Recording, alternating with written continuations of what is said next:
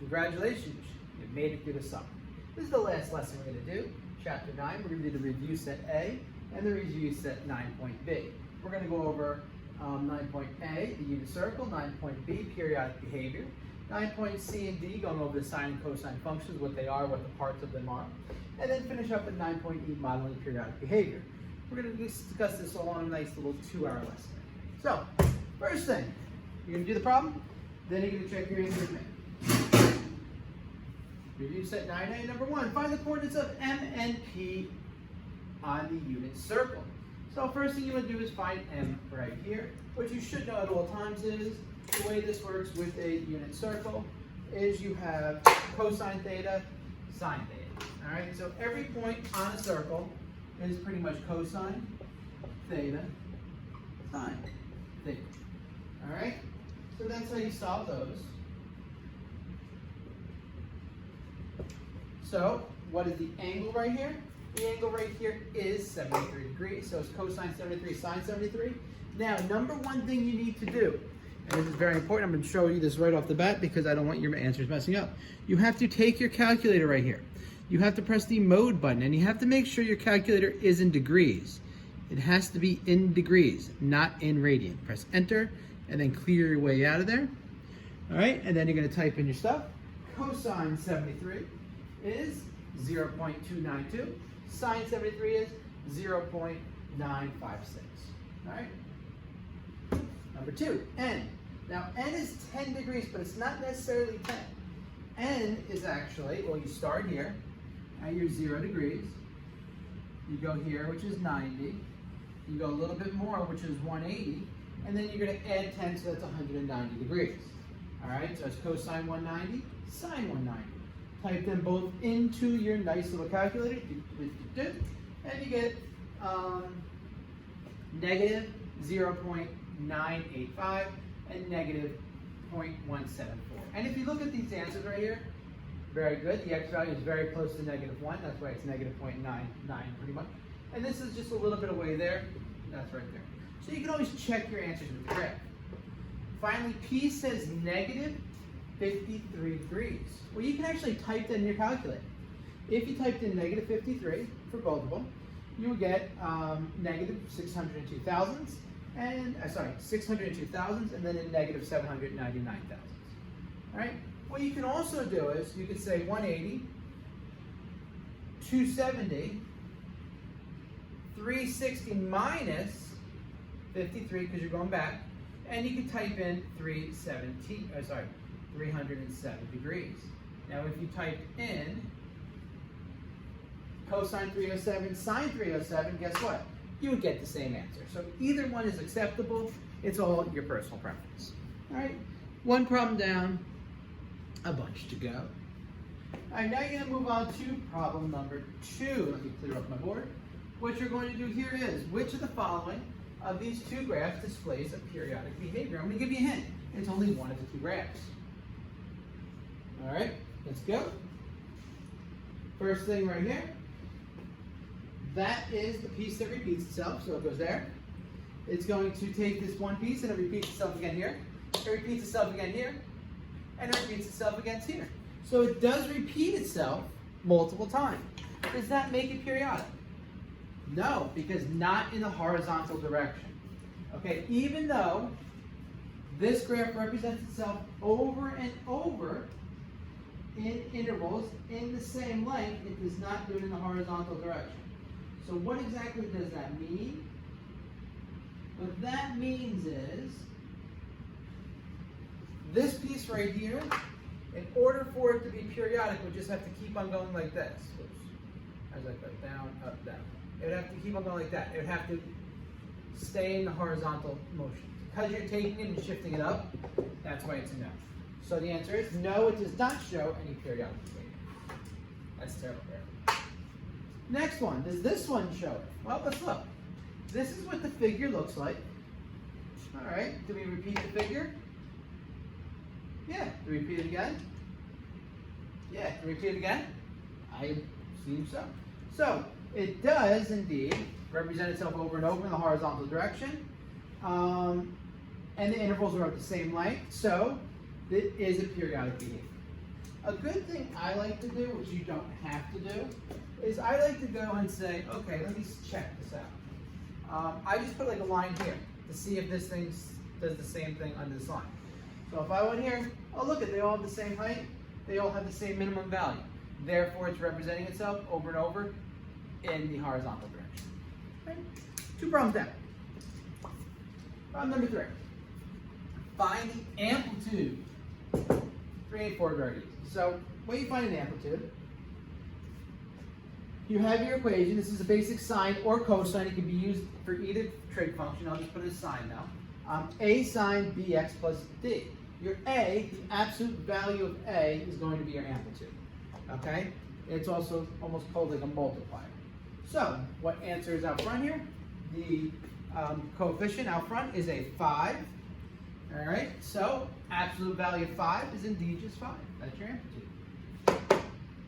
What's the amplitude of this one? Well, we don't care about all this. We just care about what's in front of the trigonomic function, which is -1/4. We take the absolute value of 1 -1/4, and that is +1/4. So the key here is your answer is always going to be positive, and it's always going to be the number in front of that trig function. All right? Continuing on. Find the period. Period's a little bit trickier. Period is the amount your graph goes before it repeats itself. So a typical repeating itself is 360 degrees because that's a circle, but we take whatever number is next to the variable inside your trig function, okay? And we do 360 divided by that number. So, I gave you a hint here for A.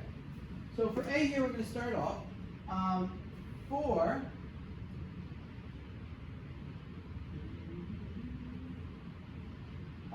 x, 4 sine x over 5, all right, is the same as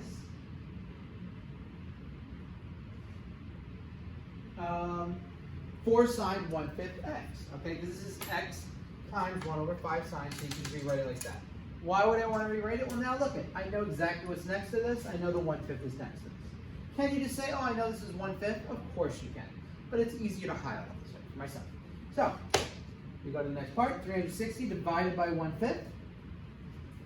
When you divide a number by a fraction, you multiply by its reciprocal. The reciprocal of 1/5 is 5 over 1. So it's 360 times 5 over 1, which is the same as 360 times 5 divided by 1, which is 1,800 degrees. All right? Do the next two.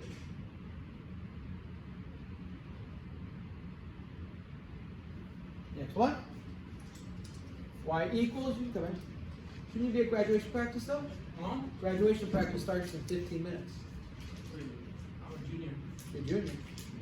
Okay, you can sit back. I'm just teaching lessons. All right, so the next one. Y equals -2, cosine 4x. You have 360 divided by 4. 360 divided by 4 is 90 degrees. All right? You can hang out with everyone. Well, where you have somewhere to go? Huh? You have somewhere to go? Can I go to the bathroom? Yeah. Nice to finally meet you, too. Huh? Nice to finally meet you. Nice to finally meet you. Oh. Alright, 360 divided by 4 is indeed 90 degrees. Next one, y equals 4 cosine x over 2 plus 4. That is the same as 4 cosine 1/2 x plus 4. X over 2 can be reduced to 1 over 2 x. Alright?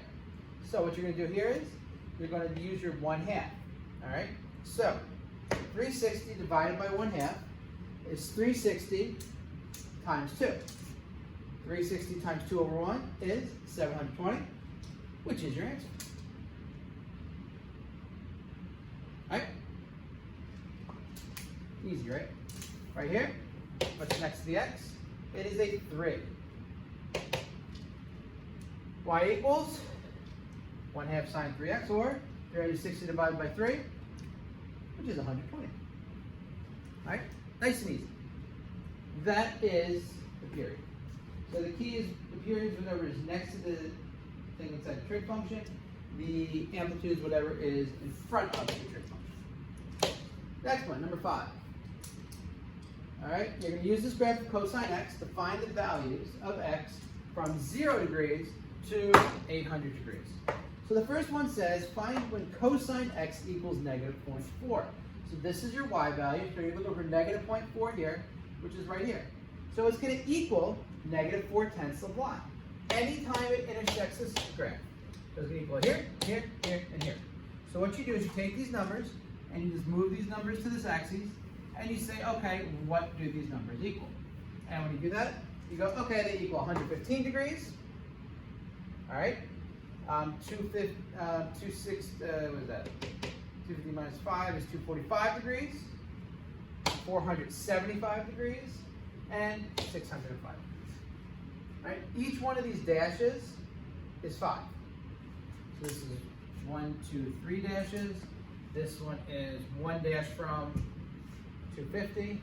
This one is 450, 60, 70, 80, 75, and that one's 605. Pretty simple, right? Next one, cosine x equals 0.9. 0.9, right there. They all go up by a 10th.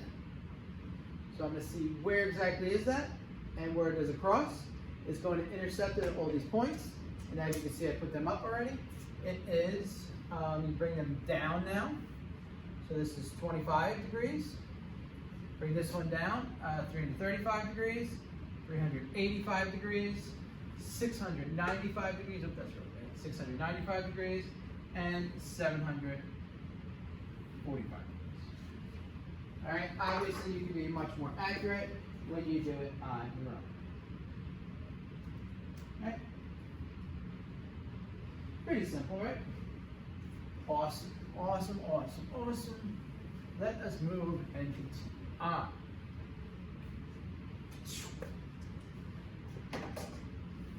Number 6, complete the following. Their function, period, and amplitude, ring. And here's what we know.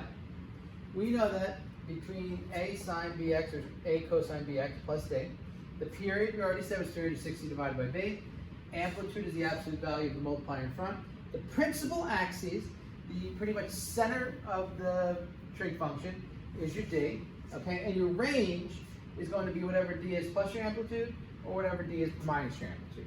It's also at your highest and lowest peaks. I'll tell you 2 ways to find the range. You guys decide which way you like better. So first one, we're going to take this point right here, y equals negative 3, sine 1/4 x plus 1. So the amplitude, this is my a. All right, so negative 3. Oh, sorry, we did period first. So this is my b, 1/4. 360 divided by 1/4. 360 times 4, and 360 times 4 gives you 1,440 degrees as an answer. Good. Amplitude, there we go, there's my a. Absolute value negative 3 is indeed 3. Range, now this is a little tricky one. So there's 2 ways to do this. One way is you find your d, which is 1, and you're going to add or subtract 3 from it. So 1 minus 3, y has to be greater than that, y has to be less than 1 plus 3. So that means y is greater than negative 2 and less than 4. That's my range. Remember, range is your y values, up and down. Now another way to do this is, because right here, your a is less than 0, right? There's 2 things you could do. If a is less than 0, as it is here, sine all these angles has to equal negative 1 when it's at its maximum point, and then sine theta has to equal 1 when it's at its minimum point. So watch how you can do this. So the minimum point would be 1. Negative 3 times 1 plus 1 is negative 3 plus 1, negative 2. All right? To find the maximum point, negative 3 times negative 1 plus 4. 3 plus 1, sorry, plus 1 is 4. So you could do it either way. All right, I'll leave that up there for you. We'll be doing minimum maximum later. Actually, I got to take it off right now. I lied. Next one, let's go to cosine. Because I need the space for my cosine. 2 cosine 5x. So first thing we do is our period. Our b is 5. 360 divided by 5 is 72 degrees. Amplitude, 2. Absolute value 2 is 2. Now the range, we can do one of two ways. I'll do it the first way, you take your D, which is -7. I'm going to subtract 2 to get the lowest range, and I'm going to add 2 to get the highest range. -7 minus 2 is -9. -7 plus 2 is -5. All right? Now, the other way to do this. Since right here, your A is greater than 0, since it's greater than 0, when cosine theta would equal 1 for your max, it's the opposite. And cosine theta would equal -1 for the minimum. So when it's positive, A is positive, your maximum is 1, your minimum is -1. When A is negative, your maximum is negative, your minimum is positive. It's flipped. So if I make this 1, let's do the minimum. 2 times -1, minus 7, that gives me my -9. If I do my maximum, 2 times 1 minus 7, that gives me my -5. All right, so there's 2 ways to do the same problem. Which way is better? Probably the minimum maximum way. Which way is easier? Well, for me, this way is easier. Once again, you guys are your own people. You have your own personal preferences. All right, number 7. Draw a graph of y equals 3 cosine x for the following, from 0 to 720. So we're going to take this graph and we're going to break it down using our thing right here. All right, we already discussed what all this stuff means, so you don't need to go again. So the A out front is just a 1, because there's nothing there. Cosine 3x plus, well, we're not plusing anything, so we just put 0. You don't have to put the placeholders in, but I like it. So A is 1, my amplitude is 1. PA, my principal axis, I couldn't really fit it there. That is going to be y equals 0, because we're not adding or subtracting anything from it. So there is no vertical translation. My period is going to be 360. All right, I can actually start and draw a graph right here. So I put my principal axis here. My amplitude, I go up 1, I go down 1. So I start with a typical cosine curve. All right. Now, my period is 360 divided by b. What's my b? 3. 360 divided by 3 is 120. So what that means is every 120 degrees. All right. So this is 0. This is 90. To do 120, you can split this into 2. It's like 120, 150. So every 120 degrees right here, all right, I'm going to have this cosine curve. All right, so my graph is going to go like that every 120. So that means it has a scale factor of 1/3. So instead of having one of these from 0 to 360, I'm going to have 3 of them. So the best way to do this is I take this point, I always start at 1, end at 1. I put a point at 120, and then 120 plus 120 is 240. All right, so this would be 210, this would be 240, this would be 270, right? So I put a point there. And then 240 plus 120 is 360. 360 plus 120, right here, is 480. And then 480 plus 120 is right here, that is 600. So what this means is between each one of these, I'm going to have one of these curves. So I go down here, all the middle points are down here. So I'm going to go here, to here, to here. That's my graph. All right, I like to draw sometimes the middle points right here, but like, okay, those are all middles. You don't have to. And notice, look at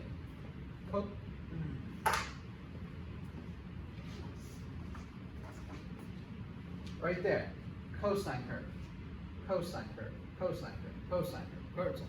You're just drawing the cosine curve over.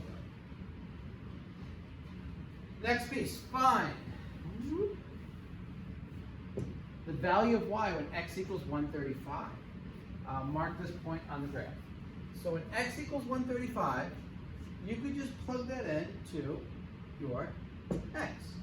So when x is 135, y equals cosine 3 times 135. 3 times 135 is 300, 420, 445, 405, 405. type in cosine 405 into your calculator. Well, that's the same as, and you can do this in your head, cosine 360 plus cosine 45.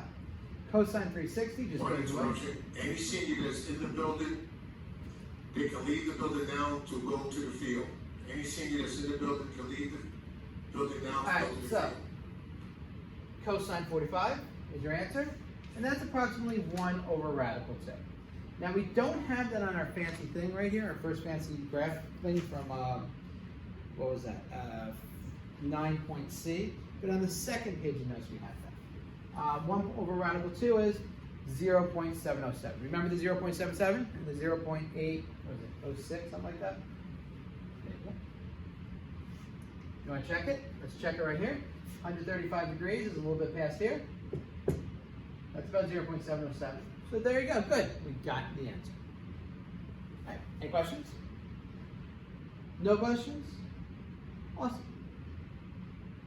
How could there be questions? You're not here. Go to number 8. State the information that maps sine x onto, so we're going from sine x to 2 sine 2x. So, a couple things you need to know. You start with a regulatory function again. Horizontal stretches are your period pretty much, 1 over b. Vertical stretches are just your amplitude. So, first thing, we got to go from sine x to sine 2x. In order to do that, it's a horizontal stretch of 1 over b, or a horizontal stretch of 1/2. Good. Now we got to get from sine 2x to 2, whoops, is it 2 or 3? Uh-oh. First mistake found. What number is this, 8? That should be 3.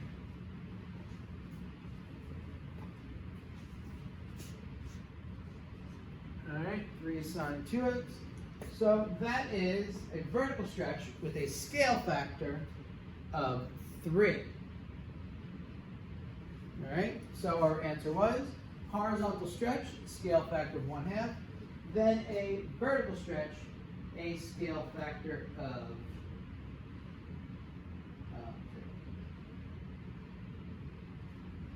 3. Alright, that was an easy one. Alright, number 9. This lesson's actually going quick. Oh, I thought it was going to be like a 2-hour lesson. It's not. It takes a lot longer to make these slides than it does to go through them. Alright, problem number 9. How many slides are there? Oh, 9 fit. Never mind. I take that back. Oh, these are really long ones. Alright. So let's go through this. This is graphing. You guys should be good at this by now. First thing you need to do is find the amplitude. Amplitude is, you have your typical sine curve we're going to start off with. Regular sine curve, period of 360. We have an amplitude of absolute value 1/4, which is 1/4. Okay, so this is 1 and 1. We have a stretching it vertically, 1/4. So that means our highest is going to be a 4th, our lowest is going to be -4. Our period, 360 divided by 1 is 360. So we have the same period. Our principal axis is y equals 0. So we can take this all out in one shot. The principal axis is the x-axis. Up a 4th, down a 4th. And we just have a period that is the same as this. So we're just taking this and we're going to compress it down. So all our points are the same. It's 0, 0, 0s all stay the same. And our graph just looks like that. Okay. Up, down, down, up, down, down, up. Any questions with 9A? Awesome. Now we're going to 9B. Alright, so sketch the graph of the following. Y equals 2 cosine x minus 3. You have your typical cosine curve right here, right? Your amplitude is going to be absolute value of 2, which is 2.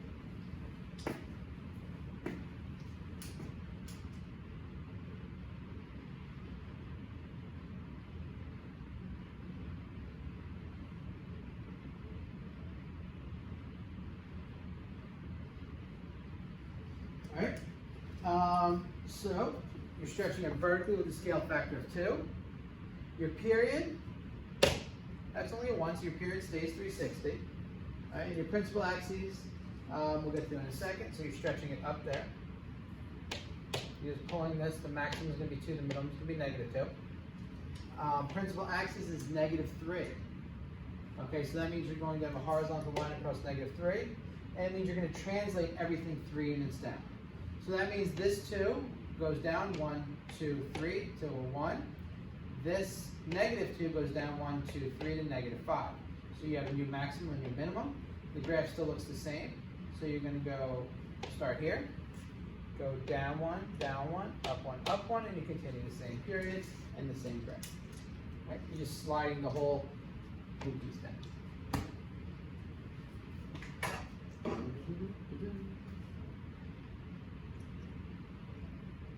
C. All right. But you see where it says y equals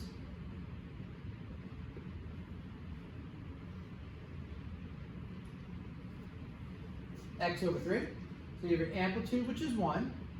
All right, that's pretty easy. Your principal axis, which is 0. So you have a typical sine curve. All right, regular sine curve that we're going to start with. Now, the only thing that's going to change is going to be our period. So when we do that, the period is going to be actually 360 divided by 1/3.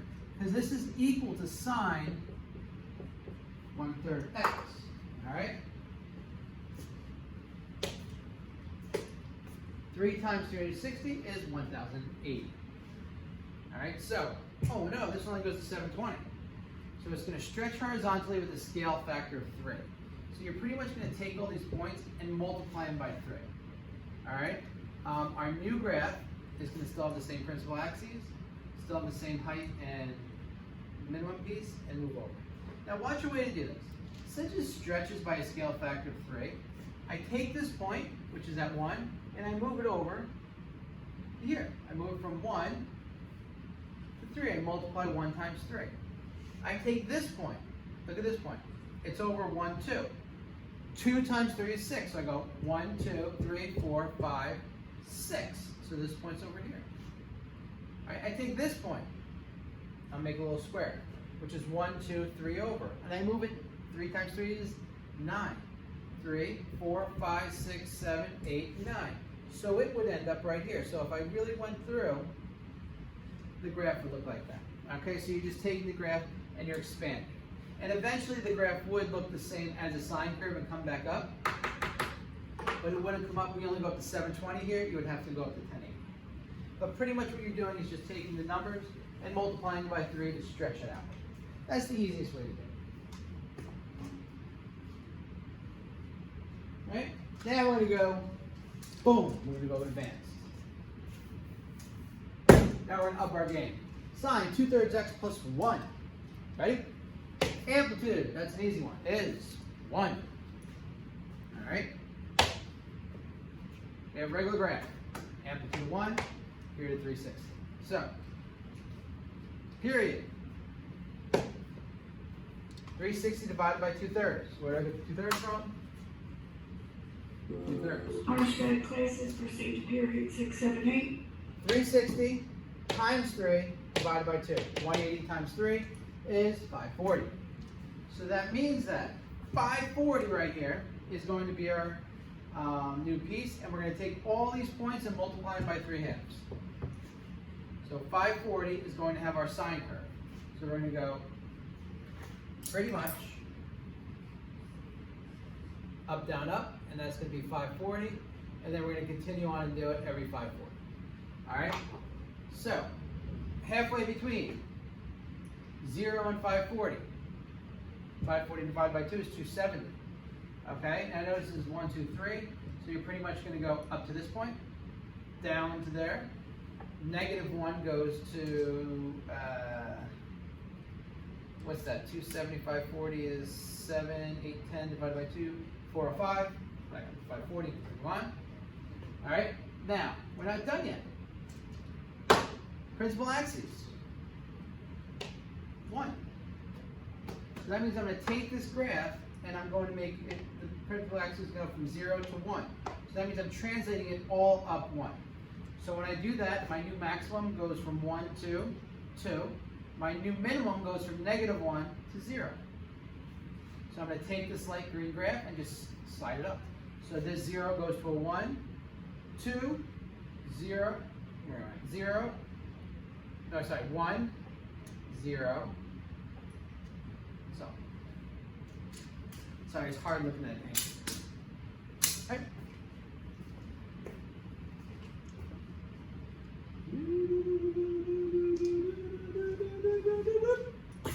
Next one. Negative. Oh, negative. That's a good one. Let's throw negatives in here. Negative cosine 2x. So the first thing, the amplitude is -1. Absolute value -1 is still 1. So that means our max and minimums are both 1 and -1. Principal axis, we're now adding a d here, so that's plus 0, is y equals 0. So we have a very basic graph here. Principal axis 0, maximum 1, -1. So we could draw a, what kind of curve is this? A cosine curve. So we start at 1, go 0, -1, 0, end at 1, because it's 360, and go another 360. So that's our basic cosine curve. Period. 360 divided by 2 is 180. So that means I'm going to have this cosine curve between here and 180. So every 180, I'm going to put a point, because I'm taking it half. So this one goes halfway closer to the axis. I put a point at 180, put a point at 360, put a point at 540, put a point at 720. So that means I'm going to have 1, 2, 3, 4 cosine curves on this graph. All right. It also means all the negative ones are going to be between the points, and our graph looks like that. Now you may say, wait, what the heck? Why are you making a light green graph that's dashed? Shouldn't that be our final graph? Well, what else do we have in that piece that we haven't discussed yet? There's one thing we didn't discuss yet. That changes everything. That negative means you're going to reflect it over the x-axis, okay? So anytime you have a negative, whatever is positive becomes negative, whatever is negative becomes positive, whatever is 0 remains 0. So this is going to go from 1 to -1, from -1 to 1, from 1 to -1, -1, 1, 1, -1, -1, 1, blah, blah, blah, 0, 0, 0, 0, all these 0 points stay. So you're flipping your graph, and you get a cool looking graph like that. No more orange short classrooms, please move to period 6, 7, 8. Thank you. Yep, boom. Today's graduation, so I can actually make this lesson midday. It's wonderful. Boop. All right, let's go to F. Sketch the graph of the following. So, first thing to go here is what's your amplitude? 1/2. So we got a regular sine graph here. Here's 360, goes there. All right, you don't have to draw the regular sine curve. I just like to actually manipulate this thing based on that. So the first thing is amplitude. A is the absolute value of 1/2, which is 1/2. Okay, so the period, 360 divided by 1 is 360. Now you notice sometimes I do these out of order, sometimes I do them together. If I notice anything's going to stay the same, I try to group them together, not to do like 10,000 different steps. It doesn't really matter what order you do this in.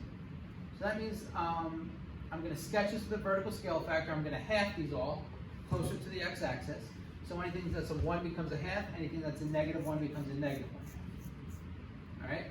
It's a little bit long. There you go. All right, so the next piece.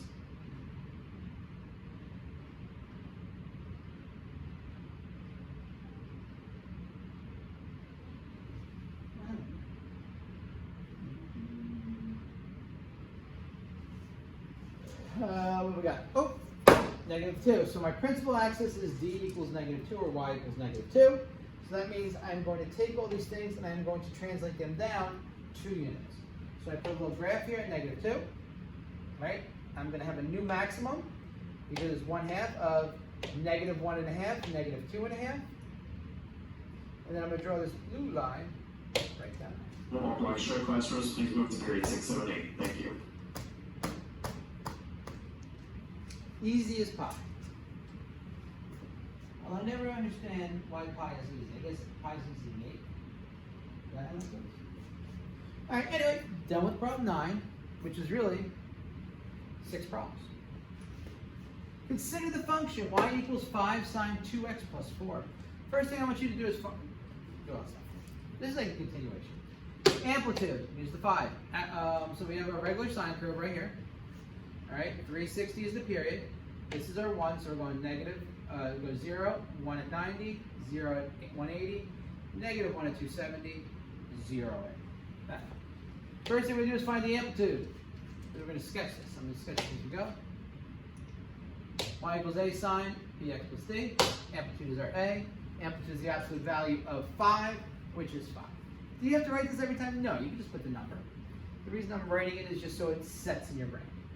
Find the principal axis. Also copy paste works really well once you hang it. Principal axis, using B. 360 divided by B. Oh, sorry, principal axis. That's good. D, y equals D, y equals 4. So I have 4 here, put my dash across. Period of the function. And then from the principal axis, I go up 5, so I go from 4 to 9, and I go from 4 to negative 1. So this is the section my graph's going to be in. Ooh, that's pretty big section. All right, period 360 divided by 2, 180. All right, so that means every 180 degrees I have my graph. So I go from 0 to 180, from 180 to 360. So that means this graph right here is going to have 2 sine curves in it. All right, so the way we're going to do this is, sine curves always go up, so halfway between these two is 90. We're going to go up to 1. Oh wait, halfway between these two is 90, that's my 0. Halfway between these two is 270. I go up, down, down, up, down, down.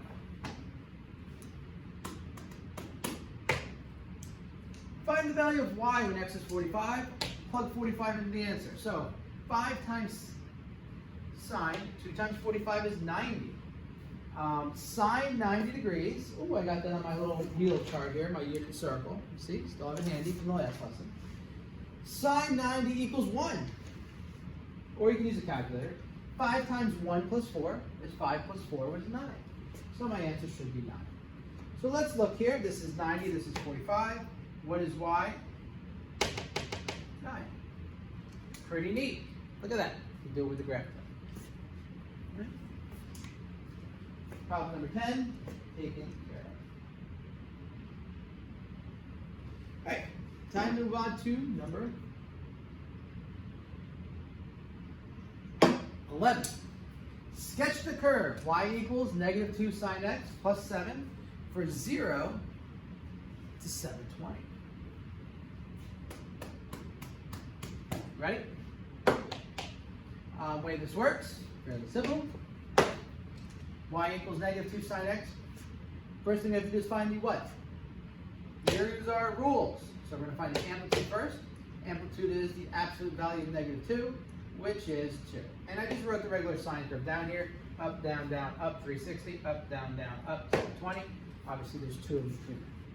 So now we have an amplitude of 2. So what we're going to do is we're going to vertically stretch this guy with an amplitude of 2. Now the period 1, 360 divided by 1 is just 360. So it's the same period we're using here. All right, so what I can do is I can stretch this vertically, and I can already have the period done. So I'm going to move it up the 2, down, up, down, up. Nice. Now what do we have left? Oh, we have a D. So that's a 7. So that means our principal axis is going to be moved up from y equals 0 to y equals 7. That means we're going to have our new principal axis. This is going to slide up here, but we're also going to translate it up. So the maximum is going to move from 2, 2 plus 7 is 9. The minimum is going to move from negative 2, negative 2 plus 7 is 5. So we can, and then the last piece is reflect about the x-axis. All right, so I can reflect it actually before I translate it up. I'm just doing this so the graph looks nicer. So when we reflect it, we stay at 0, 2 to negative 2, 0, 0, 2 to negative 2, wait, negative 2 to 2, 0, 0, 2 to negative 2, 0, 0, negative 2 to 2, just switch it. And now I'm going to take my reflection and translate it up by 7 units. And there we go. If you want to take this, translate it, and then reflect it, you'll get the same answer, but you're not reflecting it over the x-axis. What you would do is you would be actually reflecting this over the principal axis. Okay, so you can't translate it and then reflect it over the x-axis. That's why it's better to reflect it before you translate. Because if I reflect it over the x-axis, end up down here somewhere. And that's no good. All right? So reflect before you translate. There you go. Boop. 11b. 11b states, find the value of x when it's 150. So here's our graph right here. I just left it up there so we don't have to go back and forth. So when x is 150, I'm going to plug it into my equation, negative 2 sine x plus 7. Negative 2 sine 150. All right, it's 150 on my little wheel. It is sine 150 equals 1/2. Negative 2 times 1/2 plus 7. That's negative 1 plus 7, which is 6. All right, you don't believe me? Let's go over here. 150 is approximately here, 90, 120, 150. And if I go up, look right there, oops, it's 6. See that? Right there. 150, 6. Find the maximum value, or where the maximum value occurs. Well, the maximum values are when it's the highest, so it's right here.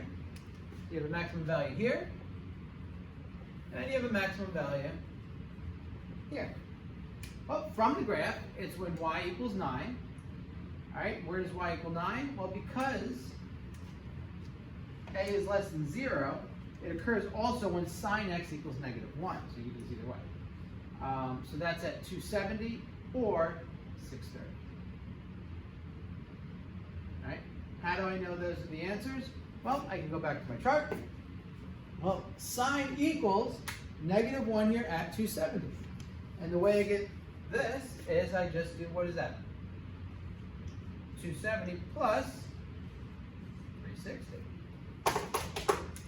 All right, you want to check your answers? Look at this. There's a maximum. Oh, right there. 270. There's a maximum. Right there. 630. All right. Find the minimum values. Minimum values are here. So there are two minimums. Minimum. Minimum. So from the graph, it's when y equals 5. Okay? Now since a, and this is a, negative 2 is less than 0, that also occurs when sine is x is equal to 1. Remember, if it was greater than 0, the maximum would be 1, the minimum would be negative 1. Because it's less than 0, it's negative, it's flip-flopped. So when sine x equals negative, when sine x equals 1, it does that at 180, at 90. And then 450 you get by doing 90 plus 360. All right, we check our answers. Oh, look at that. 90. Look at that. 450.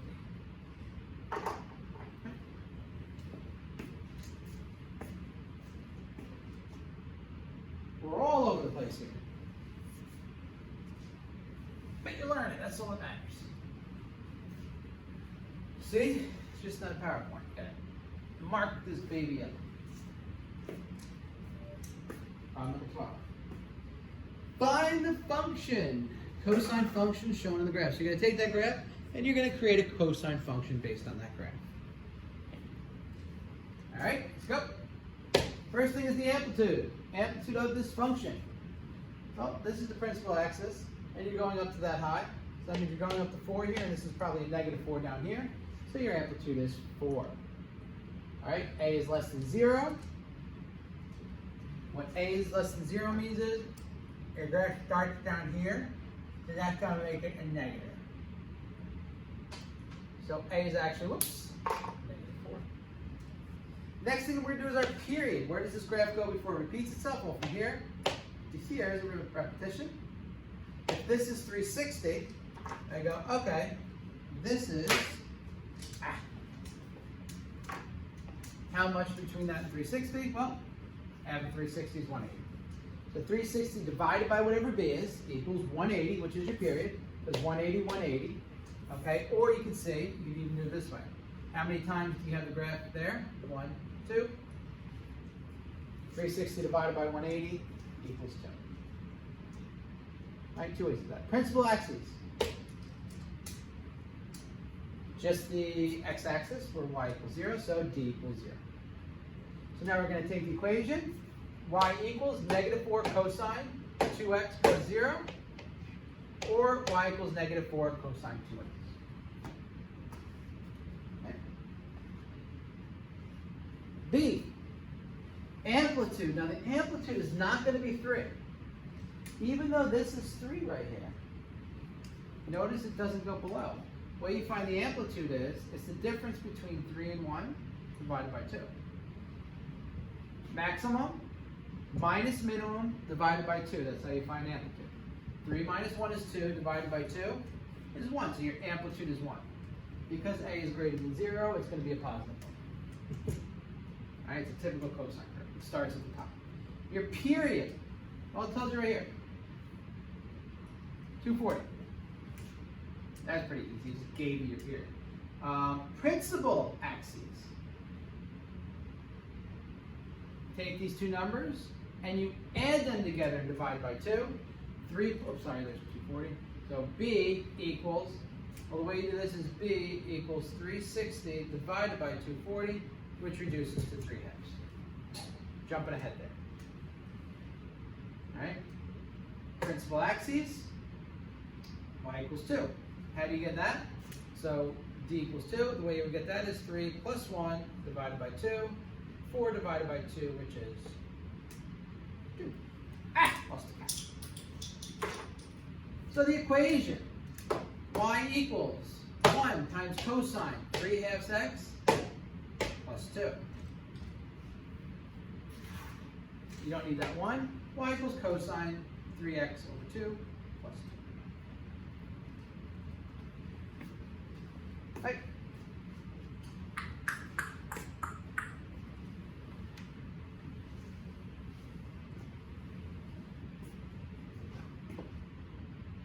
Problem 13. Problem 13. All right. Find the unknown. So what you're going to do is you're going to set up your equations, and then after you set up your equations, you're going to solve. First equation. We know that f of 30 equals 7. So what exactly do we plug that into? We're going to plug it into this. We have our equation right there.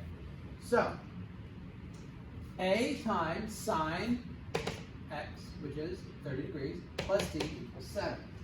So what you're, in a sense, doing in this part right here is what? You have to figure out what sine 30 is. So what is sine 30 equal? Let's go look at our circle chart. Oh, sine 30 equals 1/2. Okay, because you know this is 1/2. So it's 1/2 a plus d equals 7. So now we can use our calculator. The other one, f of 270 equals -5. A sine 270 equals -5. We know what sine 270 equals, don't we? We know sine 270 equals -1. So it's -1 times a, which is -a plus d equals -5.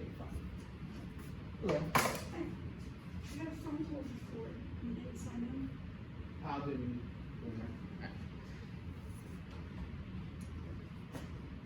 Plug into your calculator and get your answer. All right, way to get the answer. Very simple. You type in your calculator. I'm going to type in mode. Nope, not mode. Apps, APPS. I go down to number 9, PLSMLY2. Go down to simultaneous equation solver. 2 equations, 2 unknowns, hit next. All right, now my A is 1/2, 1 divided by 2. My D is 1, and my other one is 7. Now I go to my second one. A is -1. You don't put just negative, you have to put -1. My D is 1. And my y is -5. Make sure you're using the negative sign and not the minus sign. You hit the solve button, which is graph right here, not a touch screen, and you get x equals 8 and y equals 3. Let's go check out our answer. So x is A, y is D. So 8 and 3, A is 8, D is 3. Yes. All right. So there we go. Hence, find the range of the function. So what does that mean, find the range? Well, now I can create my actual equation. So my equation, right here, is f of x equals a, which is 8, and d, which is 3. F of x equals 8 sine x plus 3. So to find the range, I need to know my maximum and my minimum. And because a is positive, I told you how to do that. So it's maximum when sine x equals 1.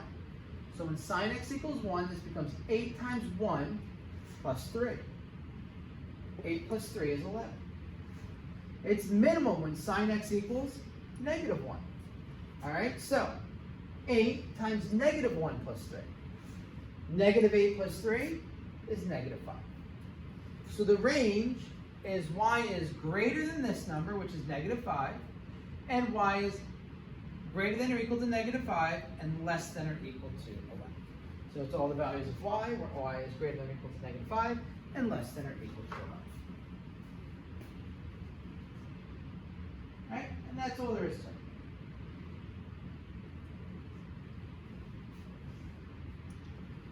Number 14. The fraction of the moon, which is illuminated each night, is given by the function m of t. M of t equals 1/2 cosine 12t plus 1/2. Where t is the time of days after January 1st. So we're going to sketch the graph of m against t, where t is greater than 0 and less than 60. So the first thing is, let's go find out our thing. We have our amplitude is 1/2. Absolute value of 1/2 is just 1/2. All right. We have our period. 360 divided by 12 is 30 days. Good. And we have our principal axis, which is m equals 1/2. The reason we're saying m here and not y is m is the label on the y-axis. Okay. So we can make this nice and easy. We're going to put our principal axis at 1/2. We know the amplitude goes up 1/2 to 1, down 1/2 to 0. All right? And now our period, from 0 to 30 days, and then we go 30 more days. So that means we're going to have a cosine curve and a cosine curve. All right, so it goes here, up, down to 15. All right, from here, down to here. And if you want to be really fancy, you go, okay, between the 1 and the 0, there's going to be 0 here, 0 here, 0 here, 0 here. And then I draw my curve. Nice little curvy curve. And there we go. There's my beautifully sketched graph.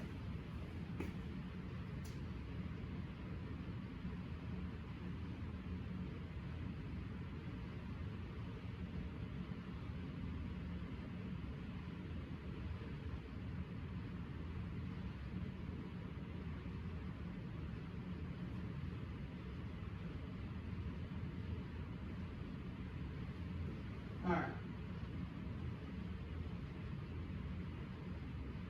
Next one. Find the fraction of the moon that's illuminated on the night of. Now watch what happens here. I just put some dates down here in the corner. You probably can't see them well, but if you're using the PowerPoint, you can actually look and see how they work. All those numbers do. Oh, you actually could see them pretty good.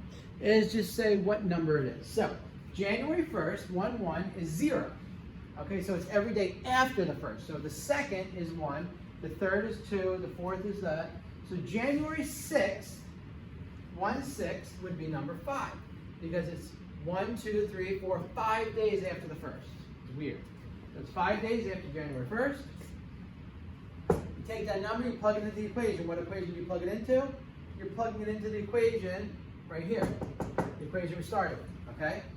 So 5 plugged into 1/2 cosine 12 times 5. 12 times 5 is 60. We know cosine 60 from our graph is 1/2, right?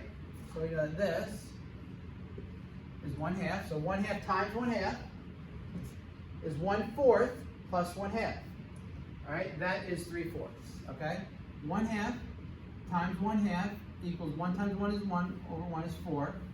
1/4 plus 1/2 is the same as 1/4 plus 2 over 4. Remember, you need a common denominator. That's where I get the 3/4 from.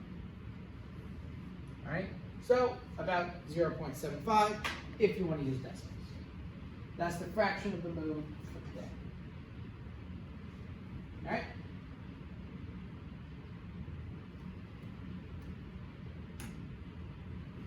Next, January 21st. That's 20 days after 1-1.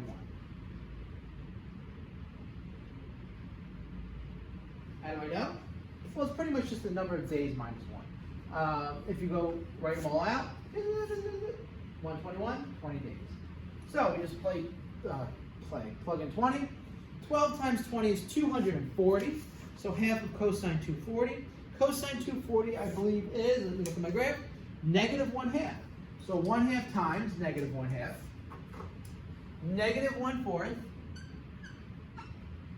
plus 1/2 is 1/4, because this is negative 1/4 plus 2 over 4. 2 minus 1 is 1 over 4. So that's 0.25. That's how much. Next one, January 27th. Well, I know 27 minus 1 is 26 days after the first. 12 times 26 is 312. Well, I know that's not part of my unit circle. So I just type in 1/2 cosine 312 plus 1/2 into a calculator, and you could have done that for all these, but I'm just trying to get you guys used to using a unit circle. You get about 0.835. All right, and that's fancy. Now February 19th. Here's the deal. When I go up to 131, it's 30 days. So February 1st is 31. February 2nd is 32. All right. February 19th is actually 49 days after 1/1.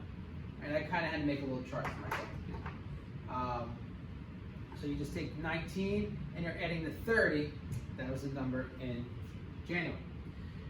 So you type in 49 into your calculator. 1/2 cosine 12 times 49. 1/2 cosine 588. Don't forget to add the 1/2. And you get approximately 165 thousandths. Right? That is that. Any questions? Are we all good? All good? All right. Number 14. How often does the full moon occur? Well, what's the period? Remember the period. It occurs once every period. Because even if it looks full, it's still not technically full. So the period we said before was 360 divided by 12 was 30 days.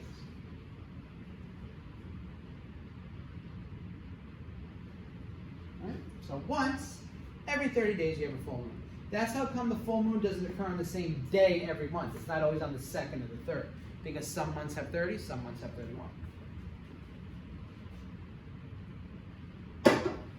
On what dates during January and February is the moon not illuminated at all? So January and February is pretty much 60 days, right? So when is it not illuminated? That's when there is 0% illumination. So it's when m equals 0. So when does m equal 0? I can look right here. 15 and 45. Okay, how do I know that? I know that from the graph. I also, let's just use the graph. 15 is the 16th, 45 is the 30, plus 15 would be 215. So it's going to be T15 is January 16th, T45, which is 30 days later, is February 15th, so it's not illuminated on those days. All right, you can use a calculator to figure this out, you can use graphs to figure this out. I would just use the graph that we created. All right.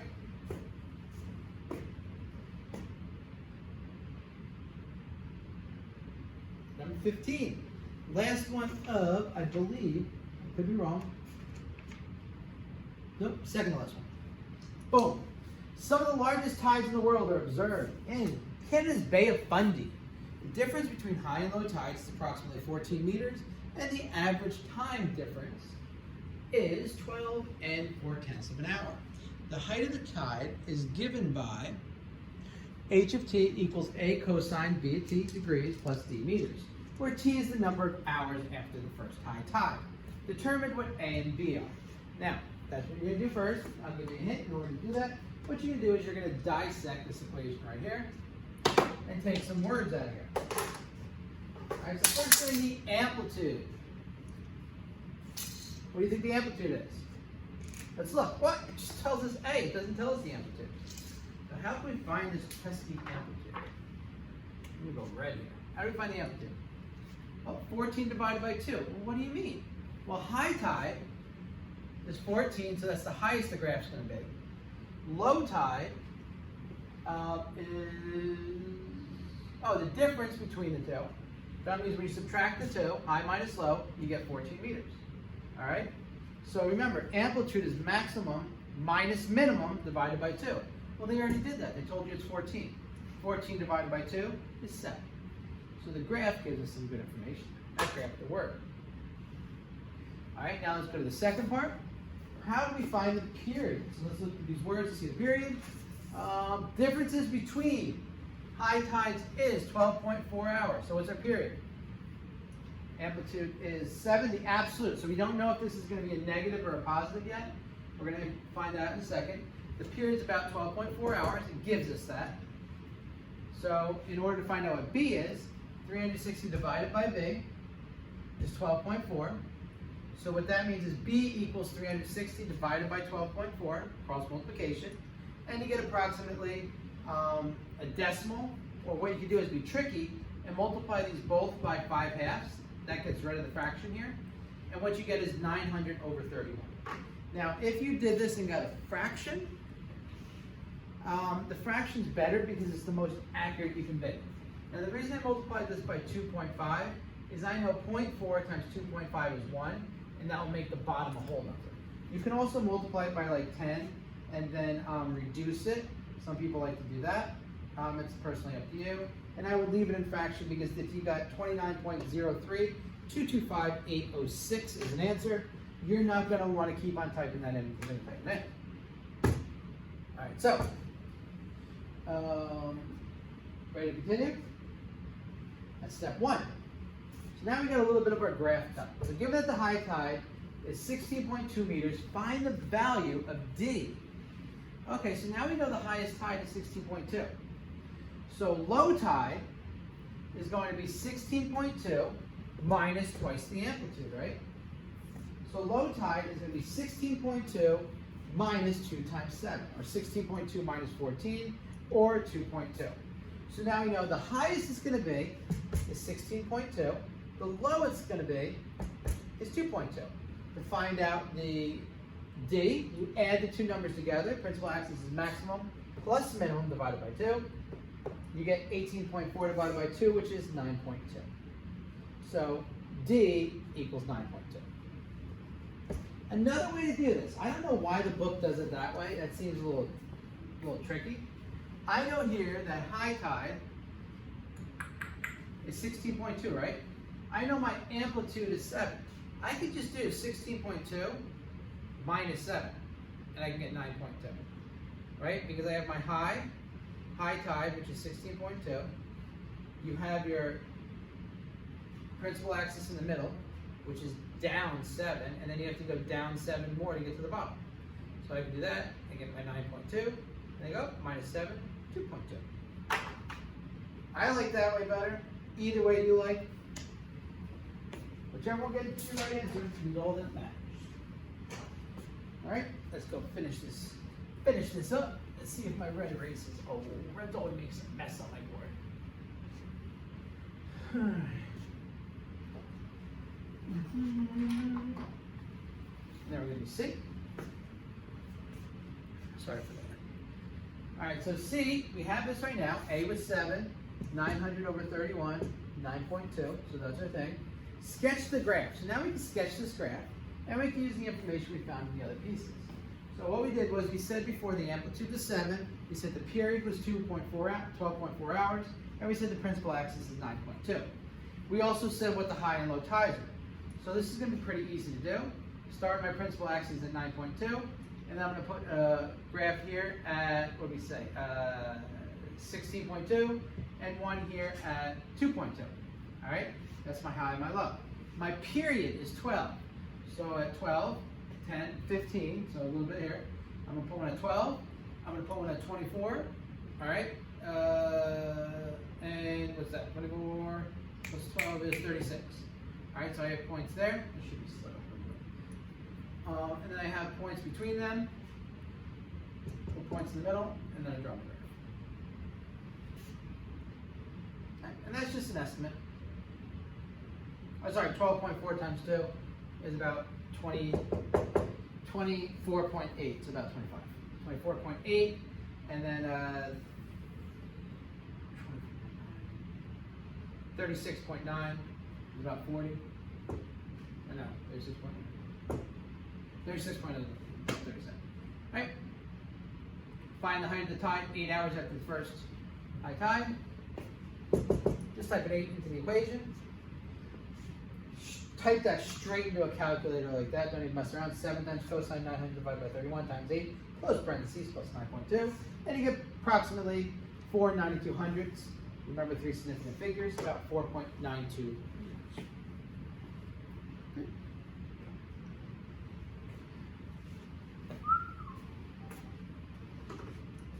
16, a hamster wheel is the diameter of 16 centimeters. When the hamster runs on the wheel, it rotates through 1 revolution every second. Suppose a point P is marked on the rim of the wheel. Find the sine model to represent that height. So, here we go. The diameter of the wheel is 16 centimeters. So what is the amplitude going to be? That means the amplitude is going to be, well, absolute value. So if this whole thing, the distance across here, is 16, right? What do we got?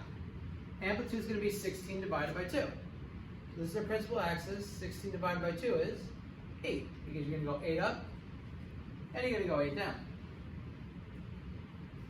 So we found A. And that's your radiuses. P is initially moving upwards, so A is greater than 0. Because this is initially At this time, going will up, orange striped classrooms please move to period 9? Thank you. A is greater than 0. If it's moving down, A would be less than 0. So A is going to be 8. Next thing, so we found A. Okay, we know A is 8. B, what's the period? Well, the hamster rotates 1 revolution every second. How do we know that? 1 revolution every second. So the period, P, equals 1 second. So 360 divided by B equals 1. Cross multiply here. B equals 360. Does that make sense? Here, look at 360 degrees. Number 2. Now we've got to find D. So now we know B is 360. Ooh, D. All right. Oh, look at that. I'll give you a hint for D. Look at the picture. The lowest position is 3 centimeters above the ground. All right. So this right here is 3. The amplitude is 8. So this has to be 3. At this time, will all black striped classrooms please move to period 9? Thank you. Well, they do it weird. 3 plus 3 plus 16. So what they're doing is they're saying this is 3. This is 16 plus 3, which is 19. So 19 plus 3 is 22 divided by 2, which is 11. I think that you would just go 3 plus 8 equals 11. I don't know why they're so crazy with the way they do it. Anyway, either way you get it, D is approximately 11. So now you can create the equation. H equals 8 sine 360t plus 11.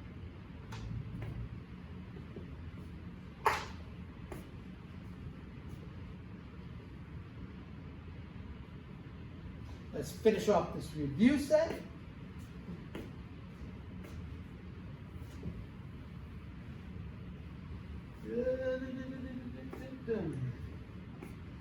Hamster wheel has a diameter of 16 centimeters. Now, what we're doing is we need to know, use your model to predict the height of P above the ground level after 4.7 seconds. Type in 4.7 for T. This is so easy. So we already did all the hard work. 8 times sine 360 times 4.7 is approximately 3.39.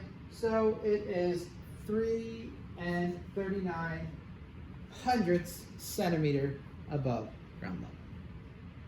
All right. So after 4.7 seconds, it's either going to be somewhere around here or somewhere around here. You don't know which side it is. You can pretty much figure it out if you really wanted to, but who wants to? All right, that concludes 9.0. Now, let's begin review set 9.B. So that first review set took us approximately 1 hour and 10 minutes. This one maybe 50. That's my goal. Takes a little longer, takes a little longer. So number one, explain why cosine 500 equals cosine 140. I remember this lesson. The reason for this is, let me get mine. What? Start at 0. You go 90, 180, 270, 360. And once you get to 360, everything resets and starts again. So, cosine 0 is the same as cosine 360. Sine 0 is the same as sine 360. So cosine 500, we see, can we take any 360s out of it? Well, cosine 500 equals cosine 360, which just resets itself, plus cosine 140. Now, cosine 360 is when you go around how many times? You go around once, and then cosine 140. Well, after you go around once, it resets itself, so you're back at cosine 40. Right? Because cosine 500 means 360 and 140. You end up right here. 140, you just end up right here. B, a little trickier, not really. Sine 100, negative 100, is the same as, what do you think? Not 360. What about twice? 360, 720. All right, if I go around twice, backwards, negative 360, negative 720, that's the same as going around 360 plus 140. Negative sine of 720, 1, 2, brings me back to the start. So that's around twice, backwards. Sine 620. So sine negative 100, which is about, this is how you do sine negative 100. You go from here to here, so that's about negative 100. When you're doing, what's that? 620, you got your 360. And then you got 450.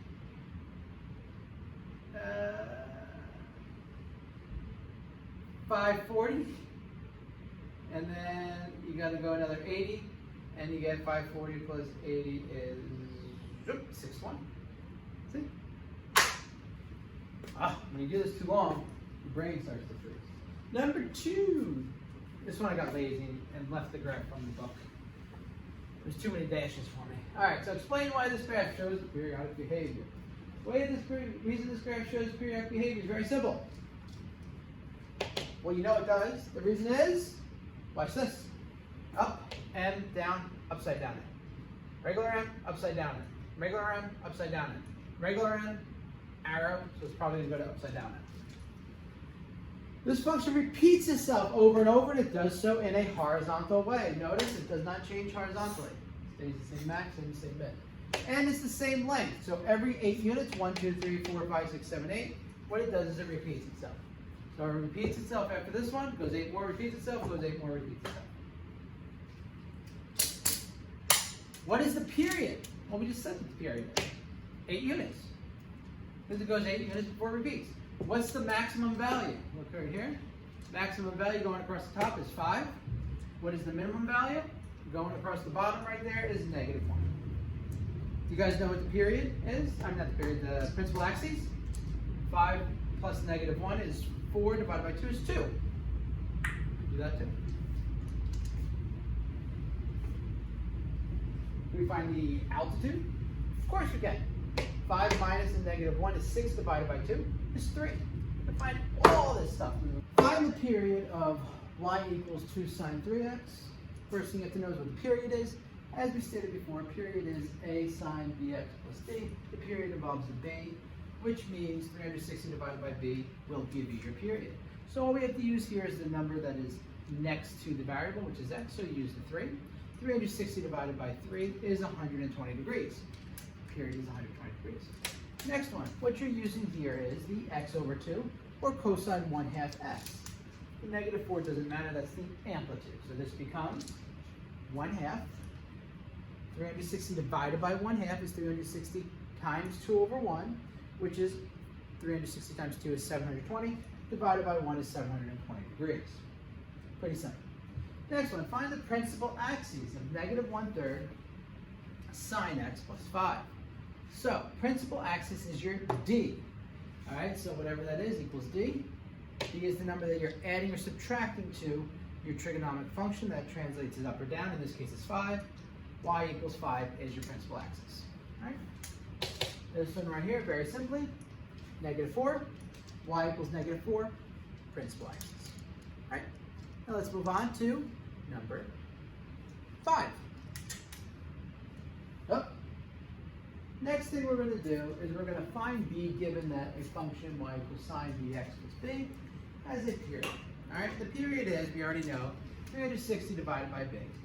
So what we're going to do is we're just going to take the angle, all right, and we're going to plug it in for period, and we're going to cross multiply. So 1080 equals 360 degrees divided by b. So 1080 times b equals 360 degrees, or b equals 360 degrees divided by 1080 degrees.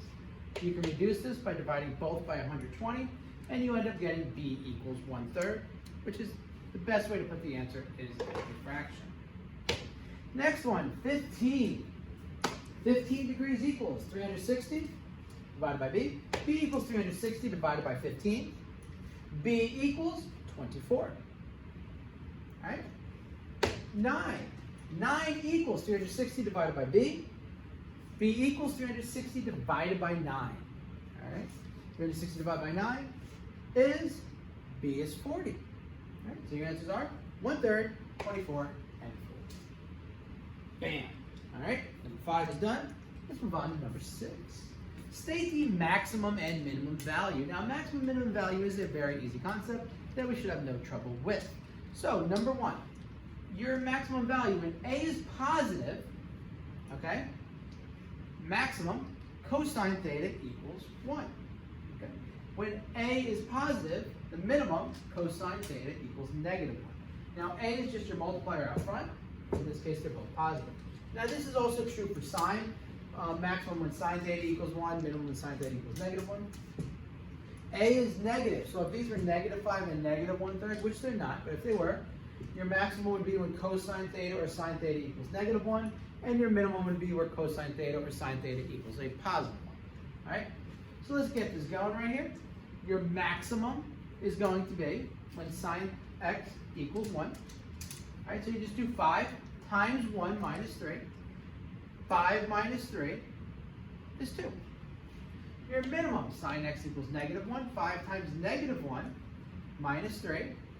-5 minus 3 is -8. Pretty easy problems. Next one, your cosine. When it is maximum, your cosine theta is going to be positive because 1/3 is a positive number. 1/3 times 1 plus 1. That gives you 4/3 of an answer. The reason for that is you have 1/3 times 1, which is 1/3, plus 3/3. Minimum cosine x or cosine theta, cosine whatever, equals -1. 1/3 times -1 plus 1 is a -1/3, okay, plus 3/3, which is 1, which is 3 minus 1 is a 2/3. Right? Can't make it much easier than that. Right? Let's go to the next part. Take out a couple more here. Let's just take out from 7. All right, so y equals cosine x minus 3. The way this works. I have all the stuff here. This is a very easy one right here to do. First thing it says is your amplitude is 1. Why is it 1? Because there's no number in front of the cosine, so you're pretty much multiplying by 1. B, your period. B is 1. 360 divided by 1 is just 360. Your D, So our period is going to be, since this cosine starts at 1, ends at 1, starts at 360, go another 360, you're at 720. All right? And when you do this, you go from here, you go down to 0, -1, 0 there, 0, -1, 0 there. So we have our little graph. It's just your y equal cosine. Now we're going to take that graph and we're going to change our principal axis to -3. So that's now here, -3. Because our amplitude is 1, we're going to go up to -2, and we're going to go down to -4, because we're translating each one of these pieces down 3. Okay, so this goes from 1 to -2, 1 to -2, 1 to -2, -1 to -4, -1 to -4, 0 to -3, 0 to -3, 0 to -3, and so on. And there's your new graph. Pretty good, right? First one was easy. Let's go to B. All right, so now we're going to B. Y equals -2 sine x. Amplitude here is absolute value -2, which is 2. Okay? Your period, 360 divided by 1, which is 360. So we could draw the typical regular sine curve right here. 0, 360, 360 to 720. Okay, we know it's a regular curve. If we start with the regular sine curve, we need the non-moved one. Sine always starts at 0. Okay, goes up to 1, 0, -1, 0. That's where it ends, right? 1, 0, -1 ends at 0. So you have your regular typical sine curve. Now, what are we doing to the sine curve? We are going to take this 2 and we're going to stretch it vertically. Okay? So that means all these points that are 1, these 2 points, become 2's. These 2 points here that are -1 become -2's. These points that are 0 stay 0. So we're going to go from 2 to -2, and we just expand our graph. We stretch it out. We stretch it vertically. Now there is no D, so our principal axis is our x-axis, y equals 0. But there's one little caveat here. This negative sign. That negative sign means I'm going to do a reflection. I'm going to reflect it over the x-axis. Orange stripe classes All right? proceed to So I'm going to go from period 2 to -2, from -2 to 2, from 2 to -2, and from -2 to 2, and the reflecting of 0 just stays 0, and there's my graph. All right? See? 4 sine. We got here 4 sine x minus 1. Black stripe classes proceed to period 10. Our A is 4. Absolute value of 4 is still 4. Okay? Period. Nothing's next to the x, so 360. Divided by 1 is 360. Alright? If I want to draw my regular curve, 360 period, I go from 0, I end at 360, and then I end at 720. Okay? This is sine, so I go 0, 1, 0, -1, end, 1, 0, -1, end. So I have a regular sine curve. All right, I'm going to, that 4 means I'm going to stretch it vertically by a scale factor of 4. So 1 becomes 4, 1 becomes 4, right? -1, -4, -1, -4, everything else stays the same. Nice and stretched. All right, I got my D is -1, that's my principal axis. So I'm going to put a little line across -1. So I'm just pretty much translating everything down 1. All right, so that means my new amplitude stays at 4, so my maximum is going to go from 4 to 3, and from -4 to -5 is going to be my minimum. So this point just goes down, down, down, down, and then you're sliding these guys down too, or girls, whatever you want to call them, and that's what you graph. Right. Right. One more for problem number 7. And problem number 7, D. A is 1/2. Oh, let's just start with the regular cosine curve. All over the place today, sorry. So I go 1, 0, -1, 0, 1. This is my regular cosine curve. All right? Amplitude.